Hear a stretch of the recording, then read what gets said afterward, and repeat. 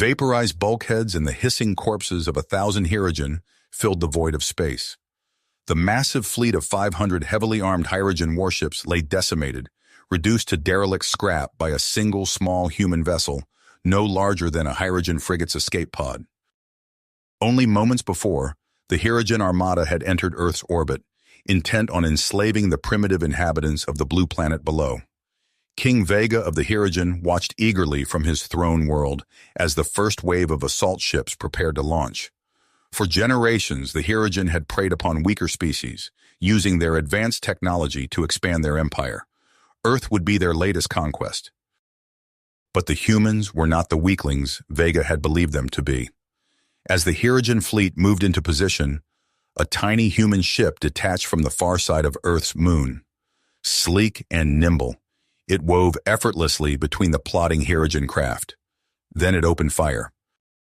The humans' weapons were like nothing the Hirogen had ever seen. Lances of blinding energy sliced through shields and hull plating with equal impunity, tearing Hirogen ships apart like plastic toys. The calm, measured voice of the human captain echoed over Vega's display. "This is Captain Jeffrey Wilson of the Defiance. Retreat now or be destroyed." Vega bellowed at his fleet to retaliate, but it was already too late. The Defiance moved with a speed and grace that defied physics, dodging every salvo the Hirogen could muster. And everywhere it passed, Hirogen ships died. In 5 minutes, it was over. 500 of the Hirogen Kingdom's mightiest warships, crewed by thousands of their most brutal warriors, annihilated by one small human vessel. And as Vega stared at the wreckage of his shattered armada, for the first time in his reign, he felt something utterly alien twisting in his gut. Fear. Fear of the humans and the terrifying power they wielded. Fear for the future of his people. Fear that this defeat was only the beginning.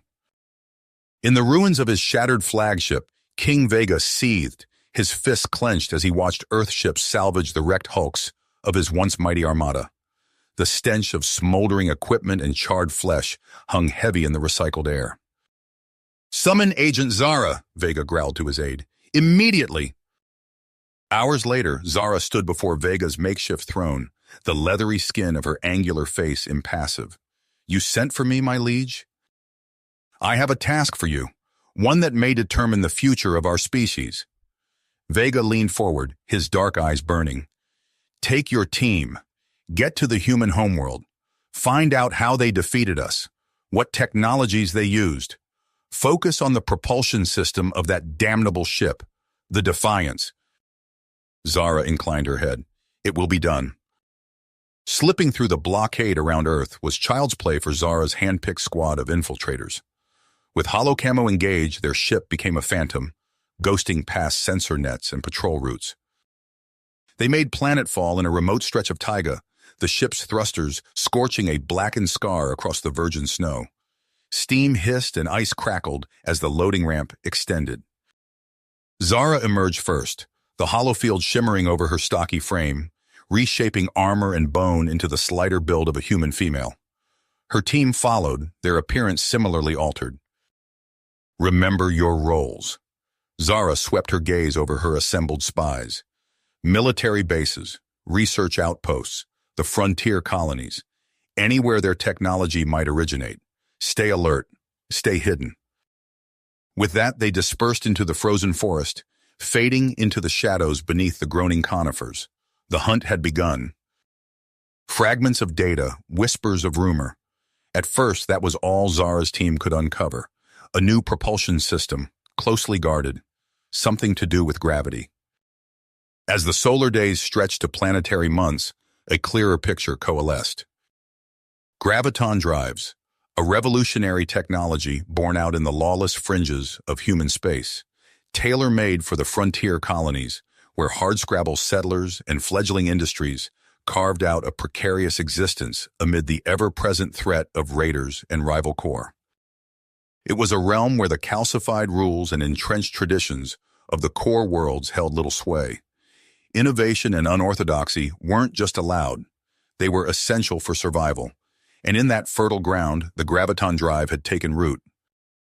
For Zara, each transmission from her field agents brought new insights, stoking in embers of understanding. The humans owed their victories not just to superior tech, but to the very nature of their society, where the hierarchy prized conformity, obedience, humanity embraced diversity and dissent. Meanwhile, light years away, King Vega stewed in his impatience like a kettle forgotten on a red-hot stove. As the stellar clock stretched endlessly on without any actionable intel, his advisors began to mutter. General Crone advocated swift and overwhelming force, insisting the humans' advantage could not be allowed to persist. The diplomat Laro urged caution and parley, seeing in humanity a potential ally against the many threats that prowled the void. And still the king waited, feeling control slip through his fingers like hourglass sand while the factions within his court sharpened their knives for war. On Earth, Zara walked the skeletal scaffolds of a frontier shipyard, the sting of arc welders and machine oil sharp in her nose. Beside her strode Maxwell, a whipcord wisp of a man whose slight build belied a razor intellect. "The council banned research into gravitics, you know," he said wryly, scratching at his unkempt stubble. "Deemed it irresponsible and destabilizing. So, of course, the colonies started working on it in earnest." Zara glanced sidelong at him. Maxwell claimed to be a simple engineer, but his knowledge cut far deeper. An enigma, this one. When your nations clashed, when they tried rigid control, your people rebelled, innovated. She studied Maxwell's profile, limned in chemical glow. "Is that your great advantage, then? Disharmony?" Maxwell barked a laugh. "Disharmony? Nah. Diversity. See, your lot want everyone worshiping the same idols, marching in step. But us?" His smile gleamed. "We're a squabbling, unruly bunch, and that's our strength." Zara looked out across the yard to the sleek ghost shapes of half-built ships. The seeds of a revelation stirred in her mind, uncomfortable and enticing at once. Perhaps the humans' power stemmed not from mere technological tricks, but from the fundamental shape of their civilization. A thought that, if voiced aloud, would border on treason. Treason or truth? Back on the Hirogen throne world, Vega glowered at the flickering holomap of human space, an array of crimson pinpricks mocking him with their mere existence. The king's fist crashed down on the console, synthetic bone crunching into polymer. Crone and Laro fell silent mid-argument, their bulbous eyes wide. "I tire of this prattle," Vega snarled. "Zara will bring us the gravitic secrets. But if she fails—" The king rose to his full height, towering over his suddenly cowed advisors. "Then we will take what we need from the humans' shattered corpses." The acrid stench of smoke and melted plastics filled the air as King Vega stumbled through the wreckage of his royal chambers. Alarms blared, their shrill wails punctuated by the crackle of electrical fires and the groans of wounded advisors. "Your Majesty!" A guard rushed to Vega's side, supporting the dazed monarch. "We must evacuate immediately. The palace is compromised." Vega shook his head, trying to clear the ringing in his ears. "What happened?" "A bomb, sire. We believe it was—" The guard's words were cut short as another explosion rocked the building. Chunks of ceiling rained down, forcing them to duck for cover. As the dust settled, Vega's comm unit crackled to life. "My king," General Crone's voice rasped, "are you unharmed?" "I live," Vega growled, "but many of my advisors are injured. Who dares attack us?" Initial reports suggest a human extremist group. They call themselves Terra Prime. Vega's fist clenched. "Humans! I should have known." Hours later, safely ensconced in a fortified bunker, Vega pored over intelligence reports. The attack bore all the hallmarks of human aggression, yet something nagged at him. Why now? And why target his advisors rather than him directly? A priority transmission interrupted his musings. On the holo display, the face of Captain Jeffrey Wilson materialized, the very human who had single-handedly decimated Vega's fleet. "King Vega," Wilson began, his expression grim, "I've just learned of the attack on your palace. I want you to know that this act does not represent humanity as a whole." Vega's eyes narrowed. "You dare contact me after what your people have done?" Because I believe we're both being manipulated, Wilson replied. There are factions on both sides pushing for war. I think we need to talk. Against his better judgment, Vega found himself intrigued. And why should I trust you? Because right now, I might be the only one who can help you prevent an all-out war. Vega considered for a long moment. Very well, human. Name the place. Days later, Vega's personal shuttle docked at a nondescript space station in neutral territory.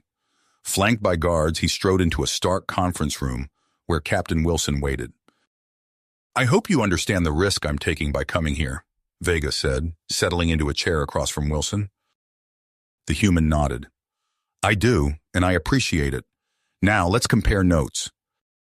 For hours, they shared intelligence gathered by their respective operatives. A picture began to emerge, one of shadowy figures on both sides, pushing their peoples toward conflict. This goes deeper than we thought, Wilson mused, studying a holographic display of financial transactions. Look here, large sums moving through shell companies, funding extremist groups like Terra Prime. Vega leaned forward, his eyes widening as he recognized a familiar name. That account, it's tied to General Crone. And on our side, Wilson added, most of these transactions trace back to Cyrus Slade, a defense contractor who'd profit immensely from a war. The pieces were falling into place. Vega felt a chill run down his spine as he realized the extent of the betrayal.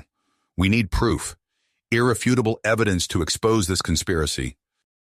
Wilson nodded grimly. Agreed, but we'll be fighting an uphill battle. Crone and Slade have resources, influence. They won't go down easily. Then we must be prepared for a difficult fight, Vega replied, his willpower hardening. I'll have my best operative, Agent Zara, assist us. And I'll bring in my first officer, Commander Voss, Wilson added. We'll need all the help we can get. As they shook hands, sealing their unlikely alliance, alarms blared throughout the station. A violent tremor shook the room, nearly knocking them off their feet. We're under attack, Wilson shouted, rushing to a nearby console. His face paled as he read the incoming data. Multiple ships closing fast. It's Terra Prime. Vega's guards surrounded him, weapons drawn.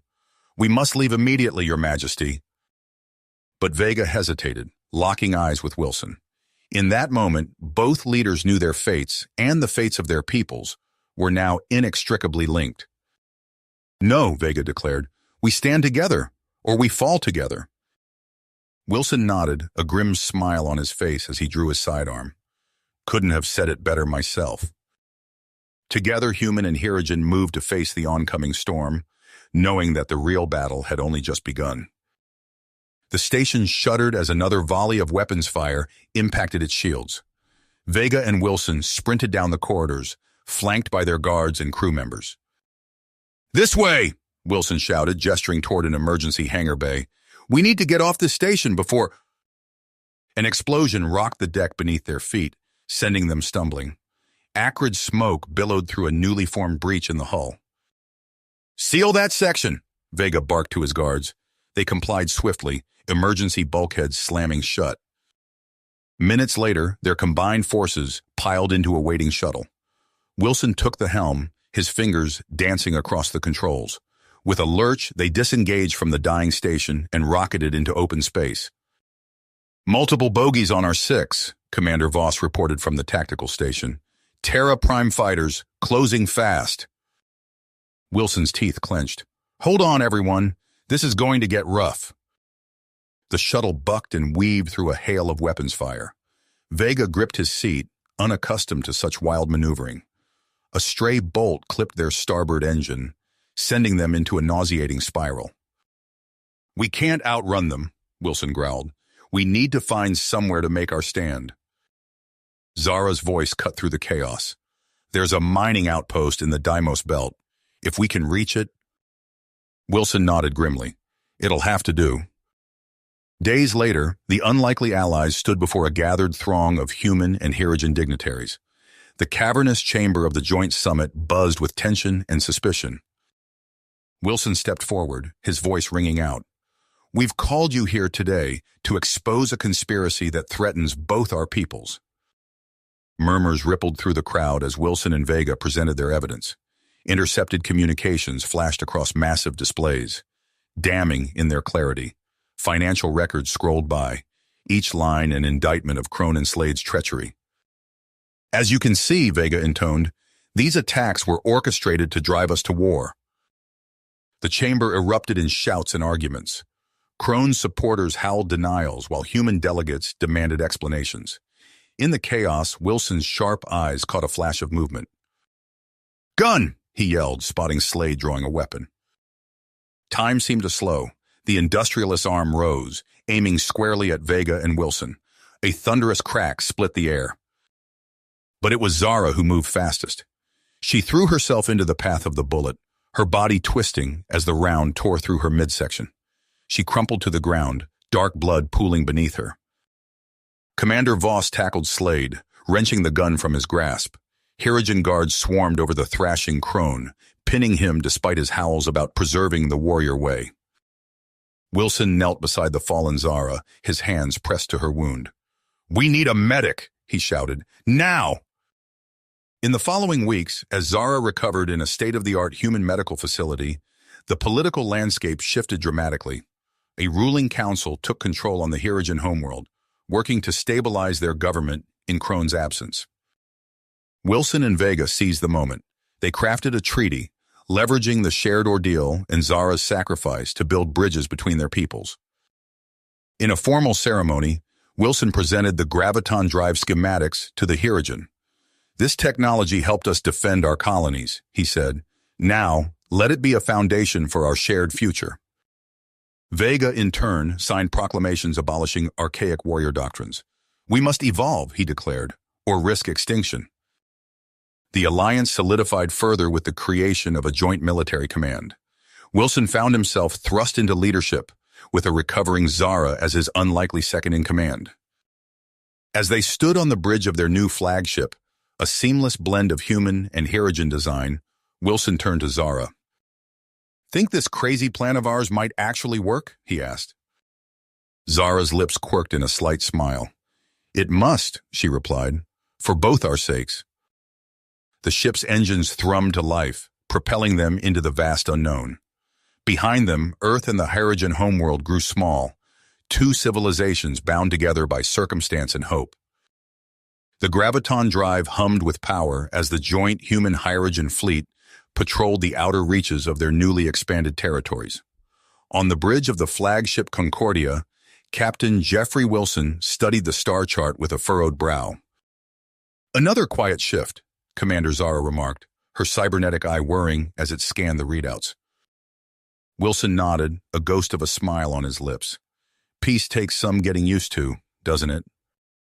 Their banter was cut short by a shrill alarm. Lieutenant Kaz's tentacles flew over his console. "Sir, we're receiving a distress signal from Outpost Sigma 9. Wilson straightened. "On screen."